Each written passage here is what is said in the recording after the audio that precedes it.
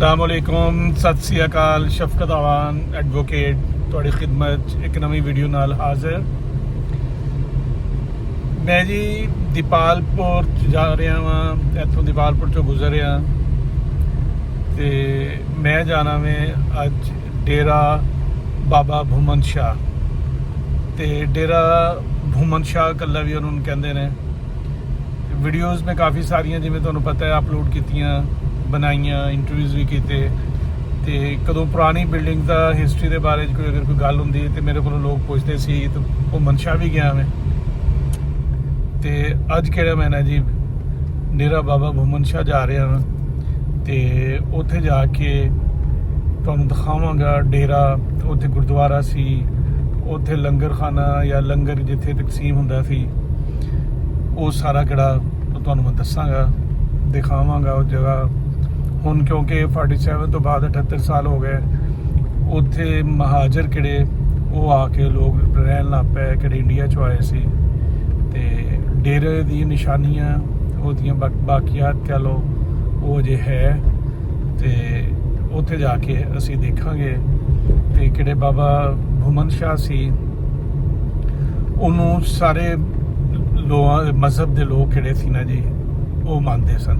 जिस तरह हुण भी डेरियां ते या किड़े मज़ार ने उत्थे लोग किड़े ने सारे मसलकां दे मजहबां दे लोग जाते है, उन्होंने मानते है। ते बाबा भूमन शाह किड़े सी वो उत्थे अपना उन्होंने सारा डेरा बनाया। उन्होंने बारे उत्थे जाके तुहानूं बाकी होर भी दसांगा ते उत्थे बाकी गल्लां होणगीਆਂ जी।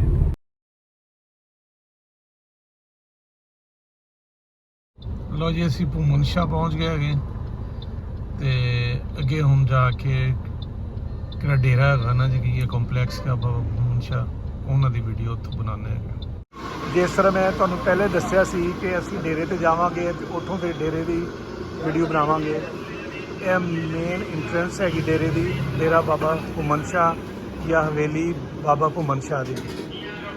तो हुण किहड़ा इत्थे मैं पुछया वे तो कहते हैं जी कि लोग किहड़े ने आबादियां होईयां हसार तो लोग आए ने, लोधी खानदान के ज़्यादातर वो इत्थे रहिंदे हैगे। तो यह हुण असीं किहड़ा ना जी मेन गेट किहड़ा वा इहदे तो इंटर हो रहा है। गर्ल्स हाई स्कूल बनया होया वे, यह लोगों के घर है, मुख्तलिफ घर लोगों ने बना ले हुए।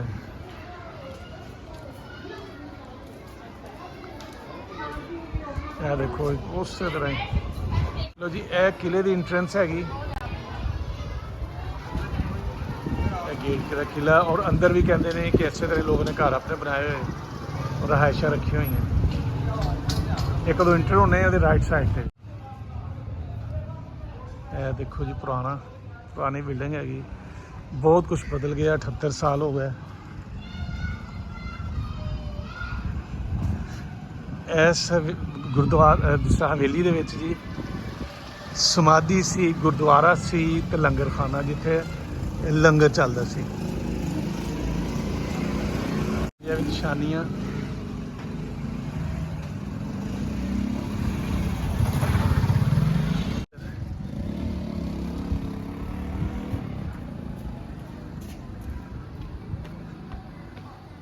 इधर भी रहायश हैगी बिल्डिंग।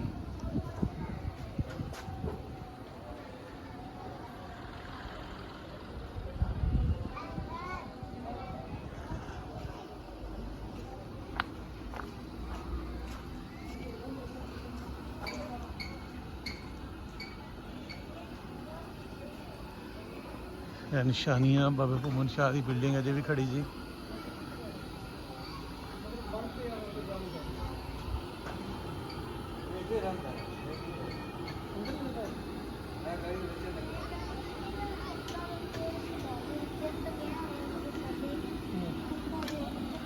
अच्छा एक किला आ की चीज सी किला सी हुण अंदर कौन की है? गेट किधर दी है ਇਹਦਾ? अच्छा अंदर कोई भी नहीं है? पहले रहंदे है इधर ਵਿੱਚ ਰਹਿਸ਼ ਨਹੀਂ ਹੈ। ਪਹਿਲੇ ਰਹਿੰਦੇ ਸਨ, ਛੱਡ ਤੇ ਗਿਆ ਚਲੇ ਗਏ। अच्छा ਤੇ ਹੁਣ ਕੀ ਅੰਦਰ ਖਾਲੀ ਪਿਆ ਹੈਗਾ ਵੇ ਸਾਰਾ?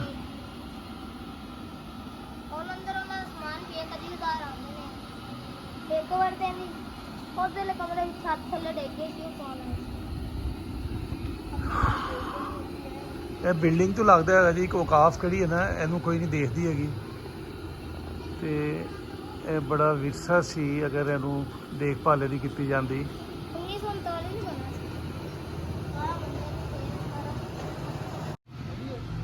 ਇਹ ਲਓ ਜੀ, ਇਹ ਗੁਰਦੁਆਰਾ। ਸਾਨੂੰ ਵੀ ਉੱਥੇ ਬੁਖਾਰ ਯਾਨੀ ਕਿ ਸਹੀ ਤਰੀਕੇ ਨਾਲ ਕੋਈ ਦੱਸਣ ਵਾਲਾ ਗਾਈਡ ਕੋਈ ਨਹੀਂ। ਤੇ ਇੱਥੋਂ ਜਿਹਨਾਂ ਲੋਕਾਂ ਕੋਲੋਂ ਅਸੀਂ ਪੁੱਛਿਆ ਵੇ, ਕਹਿੰਦੇ ਨੇ ਕਿ ਅੱਗੇ ਅੰਦਰ ਉਹਦੀ ਹਵੇਲੀ ਗੁਰਦੁਆਰਾ ਹੈਗਾ। ਤੇ ਬਾਬਾ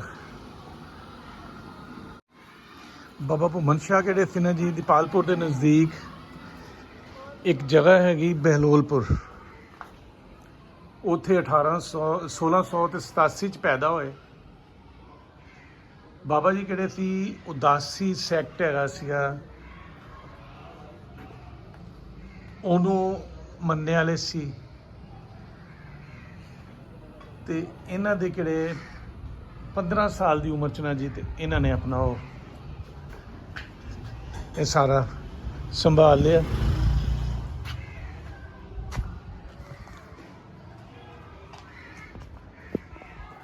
ਬੜੀ ਸ਼ਾਨ ਹੋਣੀ ਜੀ ਇਹਦੀ, ਕੋਈ ਪੁੱਛਣੇ ਵਾਲਾ ਨਹੀਂ, ਕੋਈ ਪੁਰਸਾਨੇ ਹਾਲ ਨਹੀਂ ਜੀ।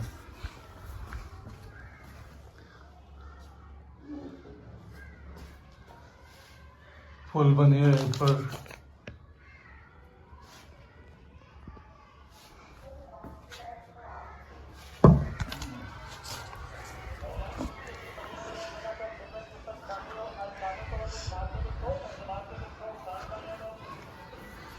आ देखो जी, डेरा सारा किहड़ा ना जी मुक गया।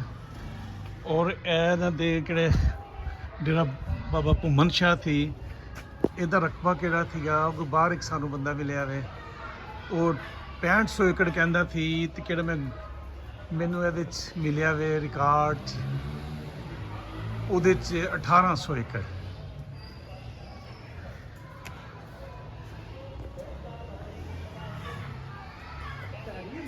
ਬਹੁਤ ਪਿਆਰਾ ਬਣਿਆ ਹੋਇਆ ਸੀ ਜੀ ਆਪਣੇ ਦੌਰ ਦਾ। ਜਿਵੇਂ ਮੈਂ ਤੁਹਾਨੂੰ ਅੱਗੇ ਪਹਿਲੇ ਦੱਸਿਆ ਵੇ, ਇੱਥੇ ਸਰਾਂ ਸੀ, ਗੁਰਦੁਆਰਾ ਸੀ, ਔਰ ਇੱਥੇ ਲੰਗਰ ਕਿਹੜਾ ਚੱਲਦਾ ਸੀ।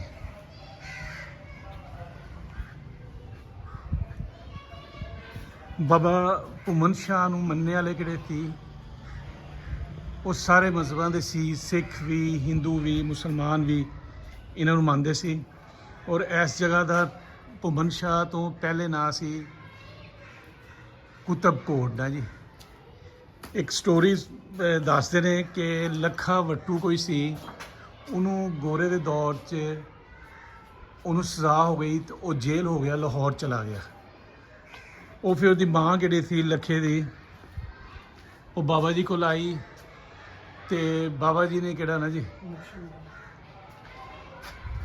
ਫਿਰ ਉਹਨਾਂ ਨੂੰ ਕਿਹਾ ਕਿ ਉਹਦੀ ਮਾਂ ਨੂੰ ਕਿਹਾ ਕਿ ਠੀਕ ਹੈ ਕੋਈ ਨਹੀਂ, ਉਹ ਨਾ ਆ ਜਾਏਗਾ, ਛੁੱਟ ਜਾਏਗਾ। ਔਰ ਕਹਿੰਦੇ ਨੇ ਕੁਝ ਦਿਨਾਂ ਬਾਅਦ ਕਿਹੜਾ ਨਾ ਉਹ ਛੁੱਟ ਗਿਆ। ਇਹ ਪੇਂਟਿੰਗ ਕੀਤੀ ਹੋਈ ਜੀ, ਇਹ ਬੰਦੂਕਾਂ ਨੇ ਕਈਆਂ ਦੇ ਹੱਥ ਵਿੱਚ, ਸ਼ੇਰ ਨੂੰ ਅੱਗੇ ਲਾਇਆ ਹੋਇਆ ਵੇ, ਘੋੜਾ, ਤੇ ਬੁਰੀ ਹਾਲਤ ਜੀ ਇਸ ਡੇਰੇ ਦੀ, ਡੇਰਾ ਬਾਬਾ ਭੁੰਮਨ ਸ਼ਾਹ।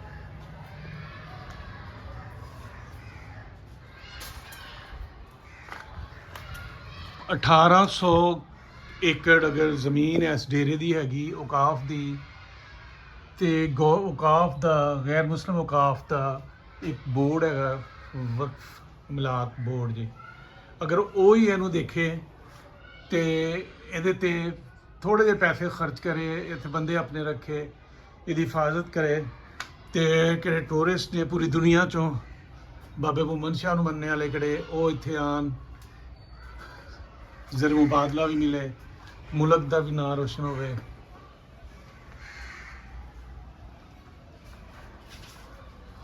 ਇਹ ਲਓ ਜੀ, ਇਹ ਵੀ ਬਸ ਗਿਰਨ ਦੇ ਕਰੀਬ ਹੀ ਹੈਗਾ।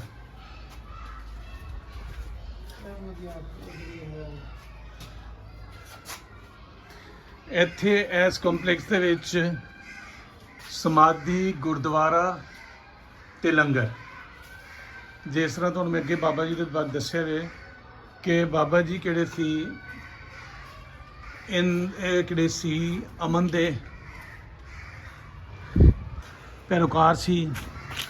ਮਜ਼ਹਬੀ ਇਹਨਾਂ ਦੇ ਵਿੱਚ ਕੋਈ ਉਹ ਰੰਗ ਨਹੀਂ ਸੀ ਹੈਗਾ ਕਿ ਜੀ ਬਸ ਹਿੰਦੂ ਜਾਂ ਸਿੱਖ ਹੈਗੇ, ਇਹਨਾਂ ਨੂੰ ਸਾਰੇ ਮੰਨਣ ਵਾਲੇ ਸੀ। ਇਹ ਕੋਈ ਮੈਨੂੰ ਲੱਗਦਾ ਕਿ ਇਸਰਾਂ ਸੀ ਜੀ, ਇਸਰਾਂ ਸੀਗੀ। ਇਹਨੂੰ ਕੋਈ ਥੋੜਾ ਬਹੁਤ ਉਹਨਾਂ ਨੇ ਗੌਰਮੈਂਟ ਨੇ ਕੀਤਾ, ਲੇਕਿਨ ਬਾਅਦ 'ਚ ਫਿਰ ਆ ਲਓ ਜੀ ਇਹਦੇ ਕਿਹੜੇ ਛੱਤ ਇਹਨਾਂ ਨੂੰ ਕੋਈ ਬਣਾਈ ਹੈਗੀ।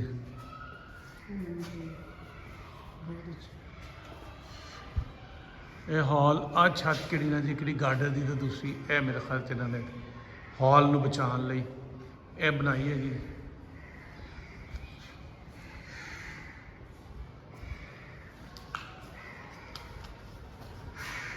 ਬਾਬਾ ਭੂਮਨ ਸ਼ਾਹ ਕਿਹੜੇ ਸੀ ਜੀ 1687 ਚ ਬੇਲੋਲਪੁਰ ਪਿੰਡ ਹੈਗਾ ਵੇ ਦੀਪਾਲਪੁਰ ਦੇ ਨਜ਼ਦੀਕ, ਉੱਥੇ ਪੈਦਾ ਹੋਏ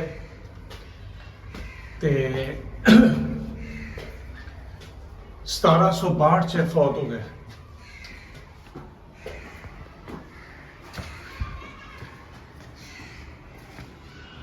ਦੀਪਾਲਪੁਰ ਤੋਂ ਕਿ 12-13 ਕਿਲੋਮੀਟਰ ਹੈ ਜੀ ਇਹ ਜਗ੍ਹਾ ਭੂਮਨ ਸ਼ਾਹ।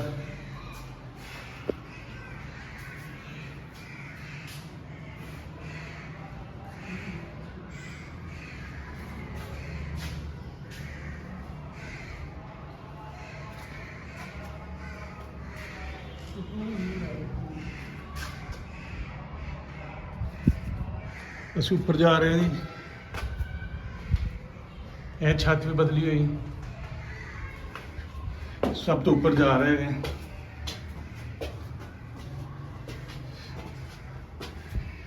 ਇਹ ਸਕੂਲ ਹੈਗਾ।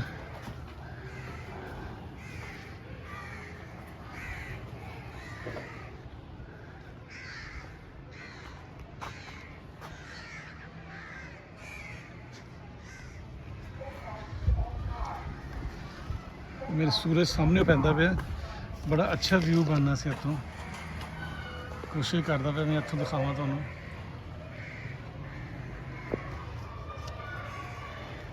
ਬਾਬਾ ਭੂਮਨ ਸ਼ਾਹ ਜਿਹੜੇ ਸੀ ਉਹਨਾਂ ਦੇ ਵਾਲਦ ਦਾ ਨਾਂ ਸੀ ਹੱਸਾ ਰਾਮ ਤੇ ਵਾਲਦਾ ਜਿਹੜੀ ਉਹਨਾਂ ਦੀ ਸੀ ਮਾਰਾ ਰਾਜੂ ਬਾਈ, ਉਹਨਾਂ ਦਾ ਨਾਂ ਸੀ।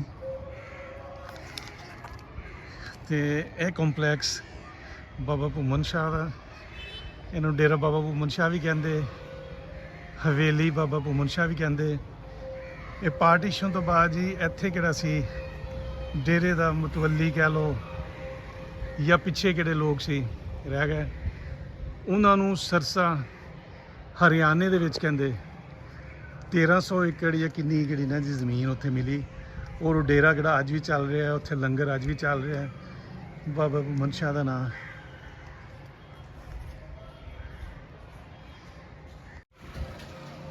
ਡੇਰਾ ਬਾਬਾ ਭੂਮਨ ਸ਼ਾਹ।